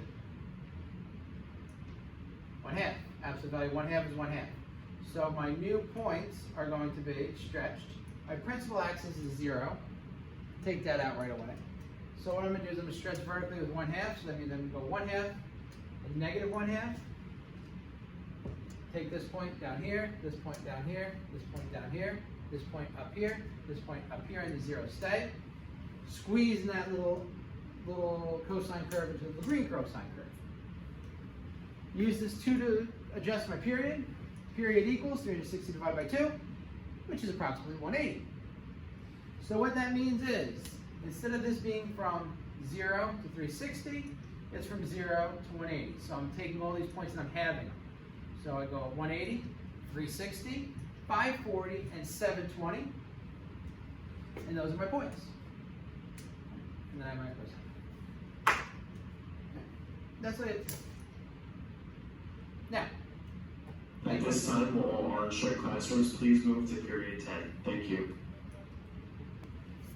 says, state the transformation which maps the following. Y equals cosine x onto y equals 1/3 cosine x plus 1. Now we already know the equation by heart. The sine and cosine equations are the same. We know that the horizontal stretch is 1 divided by b. All right, that's the end of the period. We know vertical stretch, deal with your amplitude, that's equals a. And then we know that d, though, is your vertical translation. That's your sliding up or down because you're moving your principal axis. So first thing, we're going to go from cosine x. You can choose which one you want to do first. It's always good, I think, to do amplitudes first. So to get from cosine x to 1/3 cosine x, what do you have to do? That's a vertical stretch of a scale factor of 1/3. All right, that makes sense. That's not too terrible, right? All right, so we got the first one done. Now we're going to go from cosine 1/3 cosine x to 1/3 cosine x plus 1. So what kind of translation is that? That's your d. So that's a vertical translation of 1 unit upwards. Because it's positive, it means you're going up. If it's negative, it means you're going down. Okay? So our answer is a vertical stretch with a scale factor of 1/3, and then a vertical translation with the scale factor, a vertical translation 1 unit upwards. All right? Pretty simple. Next one, sine. Always a little tricky. So we got sine to go to negative sine x. That negative means we're going to reflect across the x-axis. It's always good to do your reflection first, but it doesn't really matter when you do it. Now we're going to go from sine negative x, negative sine x, to negative sine 3/2 x. This 3/2 is our b. Now we're going to have to do 1 divided by 3/2. Now 1 divided by 3/2 is the same as 1 times the reciprocal, which is 2/3, which is just 2/3. So it's a horizontal stretch with a scale factor of 2/3. And that's what we're doing. A reflection in the x-axis, and a horizontal stretch with a scale factor of 3/2. All right? Everyone happy? Concerned? All good? Perfect. Up to number 9. Number 9 says, sketch the graph of the following from 0 to 360 degrees. So we got a couple graphs here to do for number 9. First graph says y equals 3/2 sine 3x. So the first thing we're going to do, what do we got here? Let's just draw a regular sine curve. 0, 1, 0, negative 1, 0. Typical sine curve.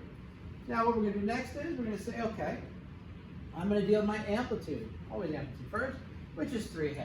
All right, absolute value of 3/2 is 3/2. Next thing I'm going to go to is say, okay, I know my principal axis. Nothing added or subtracting here, so it's just d. So it goes straight down, y equals d, which is y equals 0, the x-axis. So I can do my amplitude first. That's going to be a vertical stretch, and that vertical stretch is of 3/2. Okay, so what that means with that vertical stretch is I am going to move that up and down. Oops. So this graph is going to go from 1 to 3/2. This goes from -1 to negative 3/2. All right, pretty simple. Next thing you're going to do is what? You're going to, now we got this up, we're going to get the 3 in there.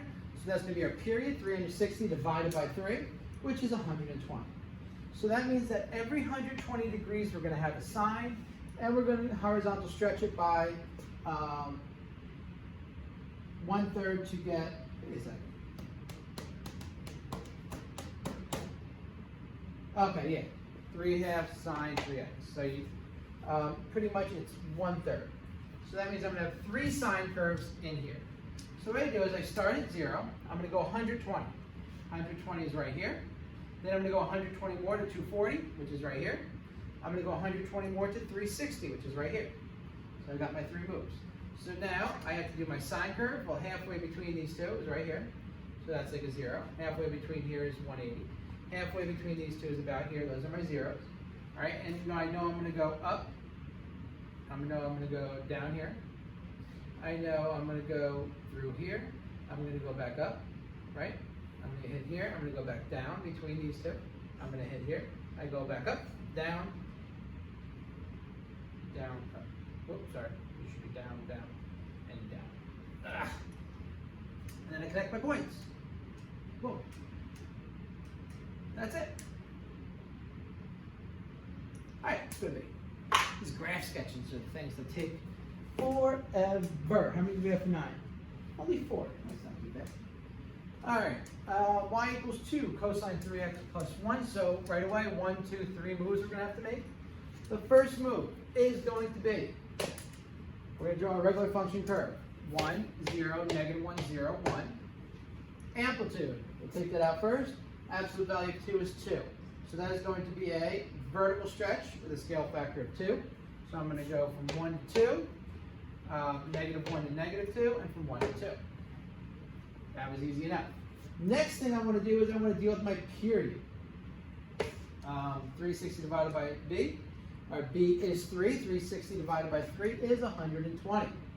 All right? So that means I'm going to put a point at 0. I'm going to put a point at 120. Oh, so it's a scale factor of 1/3. That means there's going to be 3 cosine curves in this graph. So I got 0, I got 120, I got 240, and I got 360. All right? Points between the two that go down to here, and I got my cosine curve. Notice cosine curve, cosine curve, cosine curve.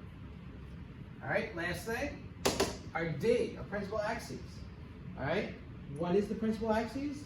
Y equals D is y equals negative 1, because D is negative 1. So what that means is everything is going to be translated downward 1 unit. So instead of our maxes being 2, the maxes are going to be 1. Instead of the minimums being negative 2, our minimums are going to be negative 3. I always put these lines just as guides. So slide down, slide down, slide down, slide down, down, down, down, and all these ones go down.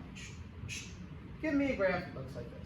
Now you don't have to draw all these other pieces in here because it does get a little confusing, but like for me, it just is a very good way to show you how it comes back.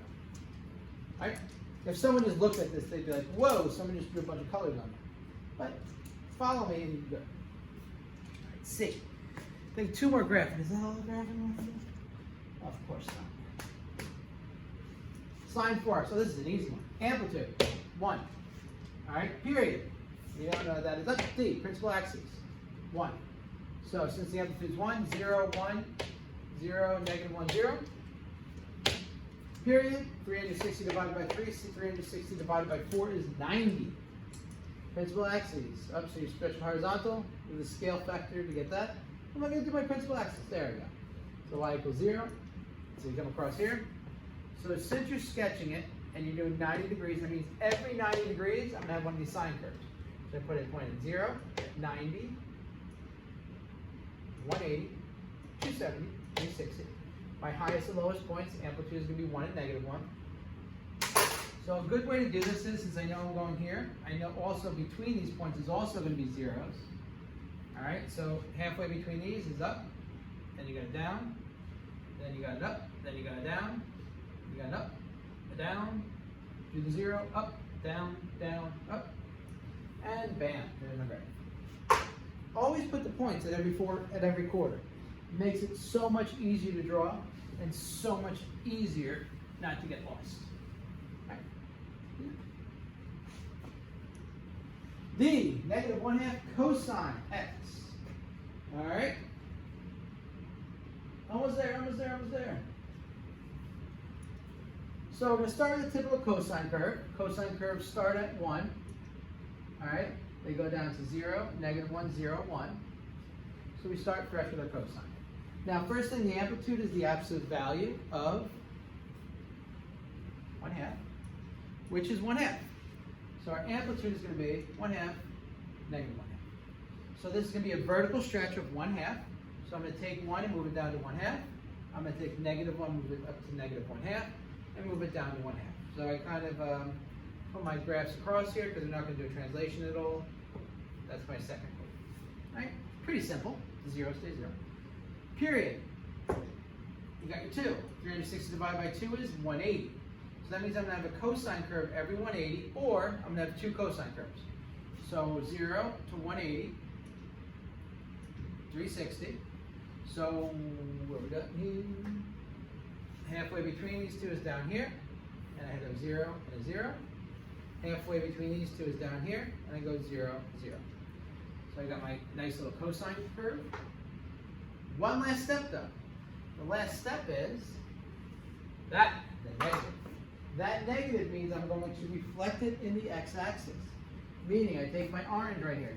1/2 becomes -1/2. Negative becomes a positive, positive, negative, and the 0 stays the same. And we end up with this beautiful red graph. Right?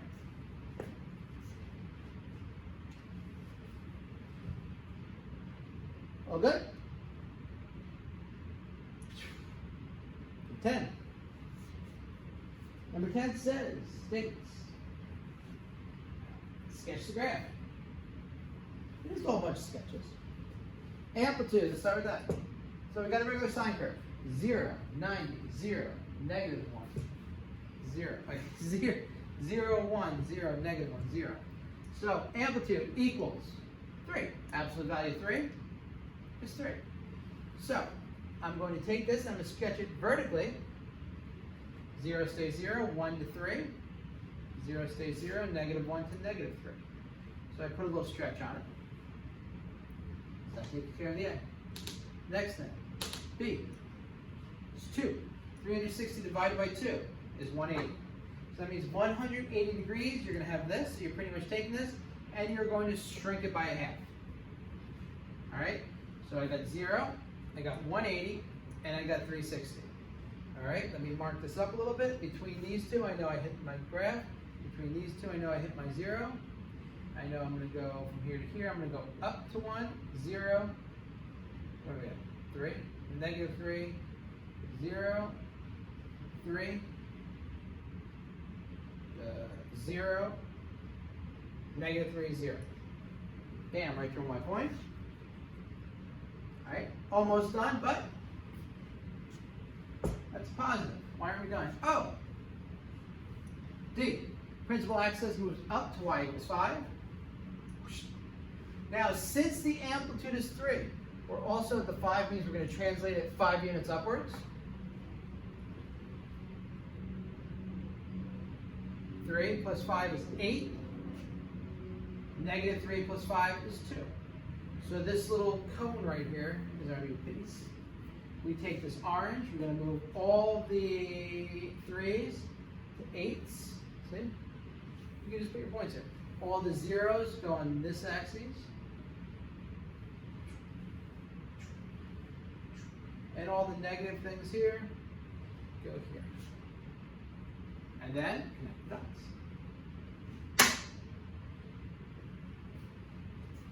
Look how good you guys are now at this. You ever think you'd be so good at graphing trig functions? Well, that's the first part. As long as you break it down and take your time, it's easy.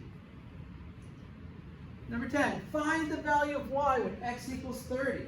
All right. When x equals 30, just plug x in for 30. 3 times sine, 2 times 30 plus 5. 2 times 30 is 60. Ah, drop my paper. Sine 60. Still have this paper here. Sine 60 equals, oh, radical 3 over 2. Well, look, 3 times radical 3 over 2 is 3 radical 3 over 2 plus 5. I would just type that in the calculator right away. It's approximately 7 6/10. Right.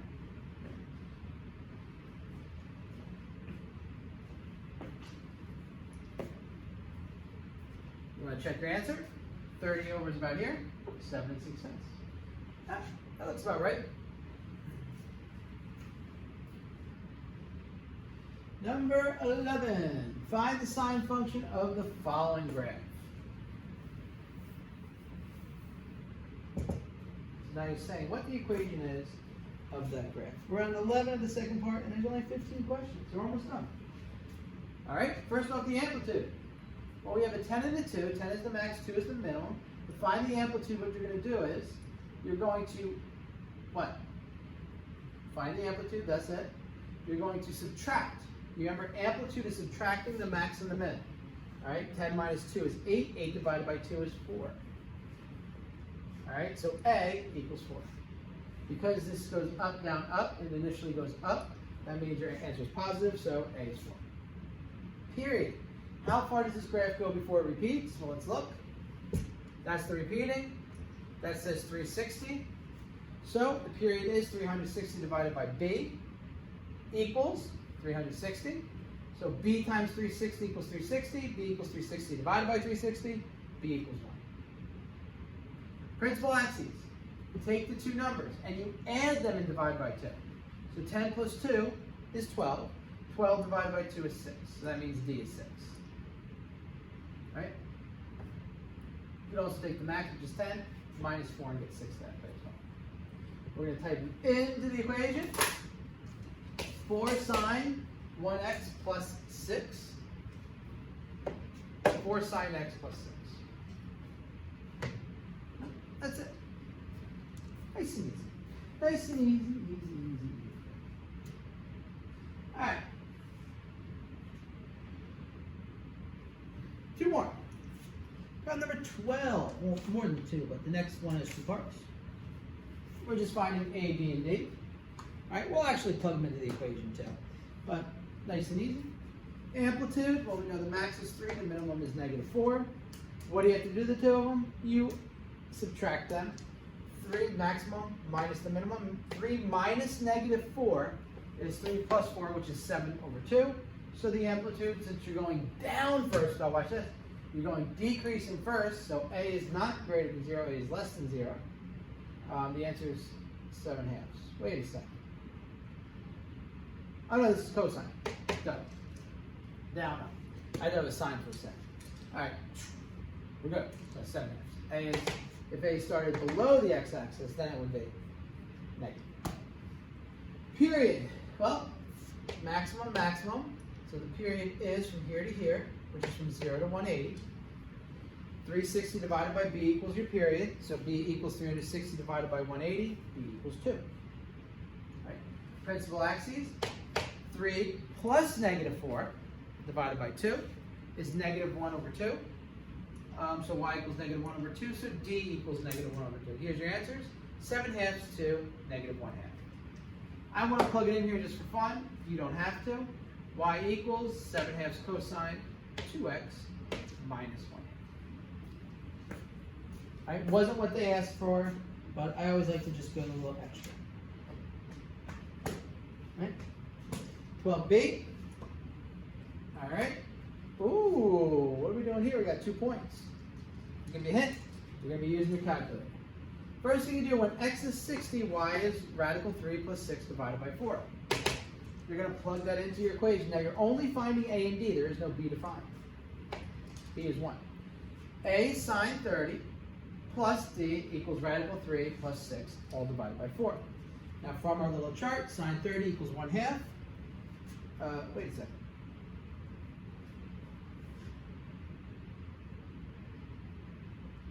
Wait, sine 30 equals a sine or cosine? Uh-oh. Should that have been cosine? This might be a cosine problem. You gotta give me 1 second, because my answer is not matching my work. Of course, I get right to the end, right when I'm about to finish.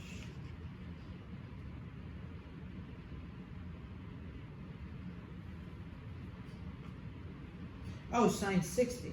Good. All right, I was reading that as sine 30. Oh, that should say sine 60. That's the problem. All right, so you got radical 3 over 2, because that's what sine 60 is, plus D equals radical 3 plus 6 divided by 4. Next one, when x equals 330, y equals 5/4. A sine 330 plus D equals 5/4. Negative sine 330 equals -1/2. A plus D equals 5 fourths. Now what you're going to do next is you're going to plug these both into your calculator. When you plug them both into your calculator, they're going to look something like this. I'm going to show you how to plug it in just because they're a little tricky with the radicals. So I hit, once again, I hit apps. I go down to number 9, PLY SMLT 2. I go down to simultaneous equation solver, 2 and 2. First one, I'm going to clear off, it's radical 3 divided by 2. So it's second x squared radical 3. I have to press the right button, divided by 2. All right, I hit enter. Now this is the number, it's a big number, but that's exact as you can get. D is 1. And then this is a tricky one. I'm going to open up the parentheses. I'm going to put second x squared radical 3, press to the right, plus 6, close the parentheses, divided by 4. So that's how you should make it. If you don't use parentheses or you have too many things under the radical, it'll be messed up. Your answer there looks like negative 1. Wait a second. What do I got there? Open parentheses, radical 3, plus 6, close parentheses, divided by 4. All right, I got that. I got 1, and I got 5 divided by 4. Oh wait, this x is negative 1. Negative 1 divided by 2. All right, so I'm all good. 0.86, 1, big number there, that. All right, solve. X equals 0.5, y equals 1.5.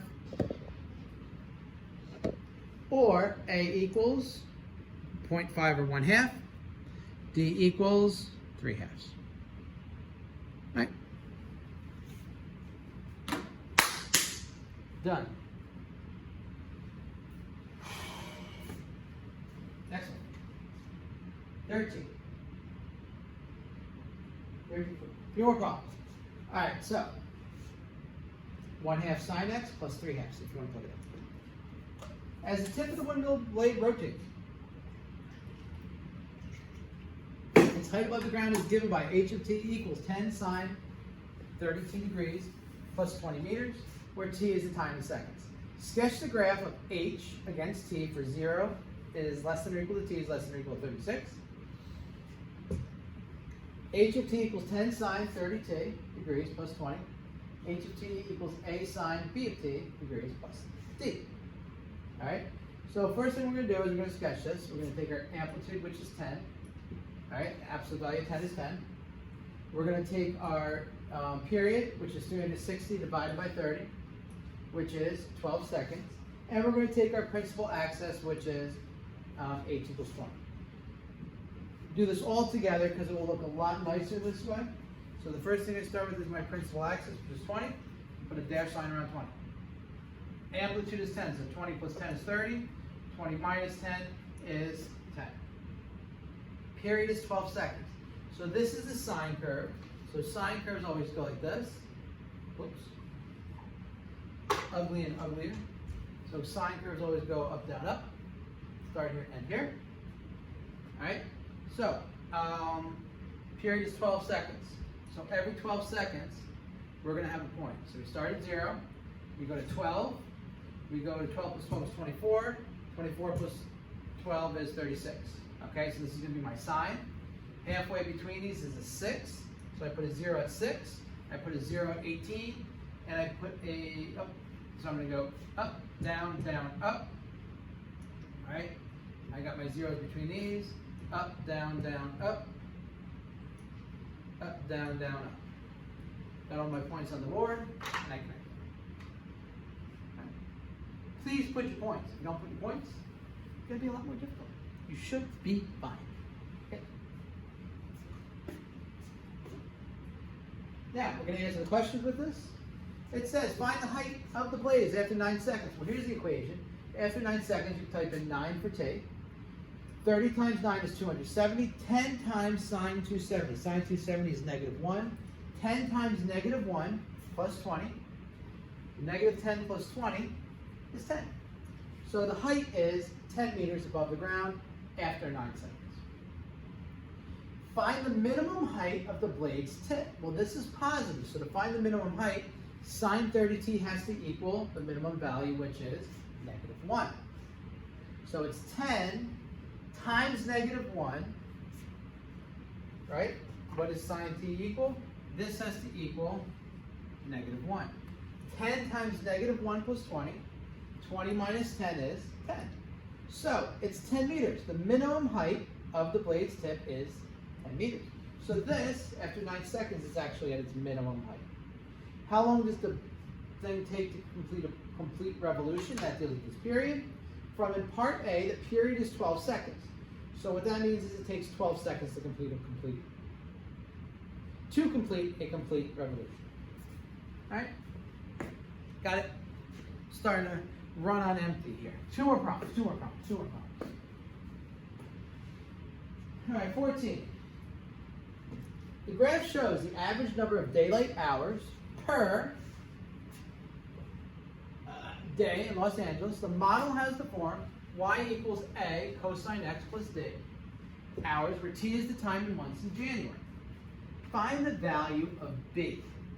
All right, so let's look for b. So what you're going to have to do is you're going to have to create an equation. We know what t is and we know what y is, so we can technically find b based on this stuff. So first thing we really want to find is what the period is. And the period is where this graph goes before it repeats. Now it starts here, here's your minimum at 0. The next minimum is over here at 12. So the value of t, the graph has minimums when t is 0, and again at 12 months later, which makes sense, because every 12 months the cycle starts over. So the period is 12 minus 0, which is 12 months. So the period, 360 divided by b equals 12.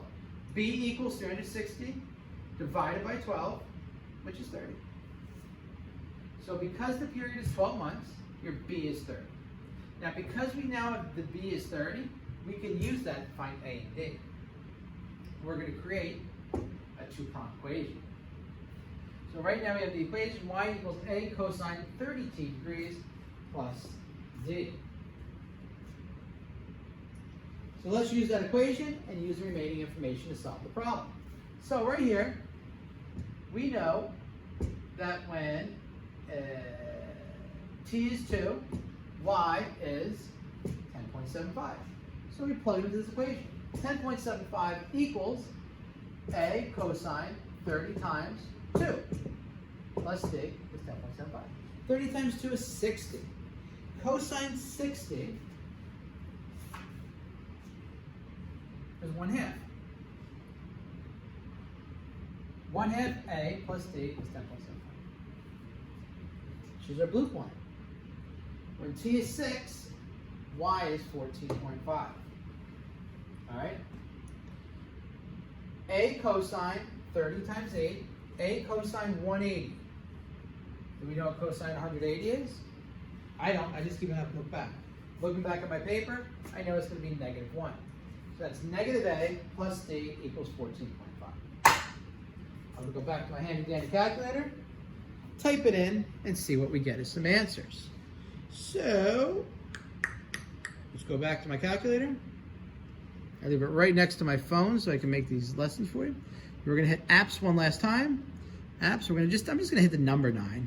I'm lazy. Go to 2. All right, 2 equations, 2 unknowns. Number 1 is 1/2, so 0.5. 1, 10.75. Second one, -1. 1, and 14.5. Enter, enter, enter, enter. Hit the solve button, which is really the graph button. And I get -2.5 and 12. You think that's our answers? Let's see. A is -2.5, -5/2. Same thing. And D is 12. But you may say, but it didn't give me the fraction. Well, guess what? I could take this button right here and say you don't like fractions, you're bad at them. You could just put the F to D button right here. boop, and now it's in fractions. And you can go back and forth. So our equation is y equals negative 5/2 cosine 30t degrees plus 12. Ready? Deep breath, 7. Deep breaths. Part C, predict the number of daylight hours in Los Angeles during September. All right, number of daylight hours in Los Angeles during September. Well, September is 8 months away from January. If you don't believe me, January 0, February, March, April, May, June, July, August, September. That's 8. Type in 8 for t. So when t equals 8, negative 5/2 cosine 30 times 8 equals 12. 30 times 8 is 240. Cosine 240 equals negative 1/2. Negative 5/2 times negative 1/2. Negative 5 times 1 is positive 5. 2 times 2 is 4. So it's 5/4 plus 12. 5/4 plus 12 is 1.25 plus 12 is 13.25 or 13.25 hours. All right? You want to be fancy? 12 divided by 4 is This time, bus 15. students may dismiss You the could other say- side and exit routes. Please don't forget your grab and go lunch is available in the You could gym say lobby. 13 hours and 15 minutes. Right? D, if we model the average number of daylight hours in a different city, which of the parameters A, B, and D would you expect to change? What would you expect to change? A different city, negative 5/2, 30, or 12?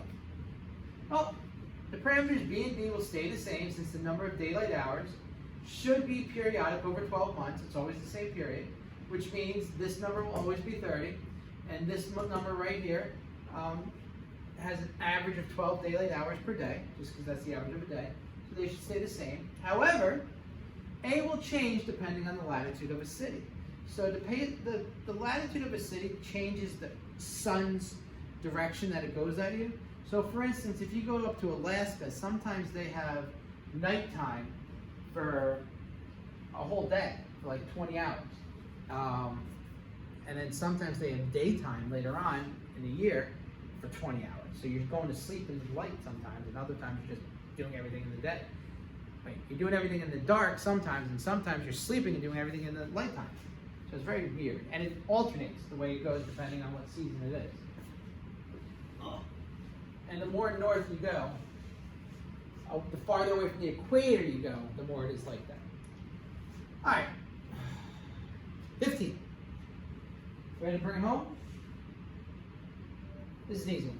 Steamroller has a spot of paint on its roller. The steamroller moves. The spot of paint, right here, this little paint spot, right here, in case you guys see it, paint spot's right here, is going to rotate around the axis. The roller has a radius, so as this thing rolls, this paint spot rolls, has a radius of 1 meter. So this has a radius of 1 meter. All right, and it completes 1 revolution every 2 seconds. So this paint spotter goes around 1 time every 2 seconds. 1 per 2 seconds. All right. What does the graph of the spot's height over time look like? Assume the spot is initially in the position shown. All right. So let's go.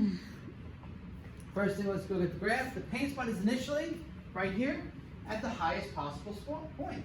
All right. So because it's at the highest position, that position is, well, what did we say before? The thing's 1 meter, right? So 1 meter plus 1 meter means the paint spot is initially how far? 2 meters above the ground. Amplitude is going to be 1 meter. Why? Because 1 meter, 1 meter. Or 2 divided by 1 is 1. Next one, period. It says, where's the second thing? It takes full revolution every 2 seconds. 1 revolution every 2 seconds. So that means that the period is 360 divided by B equals 2 for the 2 seconds. B is 360 divided by 2 is 180. So your B is 180. All right. Principal axis. 2 plus 0 divided by 2. So your principal axis is actually going to be highest point's 2, lowest point 0, Principal axis is between 2 plus 0 divided by 2 is 1. All right, so let's do some graphing here. You may say, why is this graph like that? So, let's see. The period is 2. All right. So we're going to go every 2. What do we have here? We're going to use a cosine curve, right? So we go principal axis across here. D is 1, right? We're going to start at 2. That's where the height starts. Okay? Why? Because it says it starts at 2. And then it's going to go down, down. And then at 2, it's back to where it started. All right?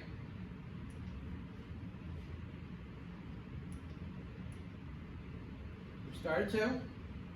1 revolution, 2 seconds later, it's back at 2. 2 seconds later, it's back at 2. 2 seconds later, it's back at 2. 2 seconds later, it's back at 2. So every 2 seconds, it comes back here. Okay? So that means that every second, it's at the bottom. 0, 0, 0, 0. Right? And then what happens is between, it creates like your cosine curve. Got it? Pretty simple. There's your graph. Now, construct a model over time. Now, I didn't really need to give you B before because my period was 2 seconds, but I created the model before just so I'd have it right here. H equals 1 cosine 180t degrees plus 1. H of t equals cosine 180t degrees plus 1. And then it is in meters. We're going to use that model to predict the height after 3.6 seconds. Just going to type in 3.6 for your t. You type that straight into your calculator. You get approximately 1 in 31 hundredths. 1 in 31 hundredths. So after 3.6 seconds, the paint spot should be 1 in 31 hundredths meter above the ground. All right? What do you think? Well, that's it. That is it for year 1 of IB AI Mathematics. We finished 9 chapters. We have 10 through 16, or 17, I forget how many there are in the book, maybe 17. Finish next year, take the test, pass the test, get college credits, and you'll be good. So with this lesson, what we did was, now we understand the unit circle, understand periodic behavior, understand everything we need to know about sine and cosine functions, how to graph them, how to read the graphs, and then how to use modeling behavior to predict outcomes, to create these graphs, to create these functions, all right? So everyone have a very nice summer, and see you next year.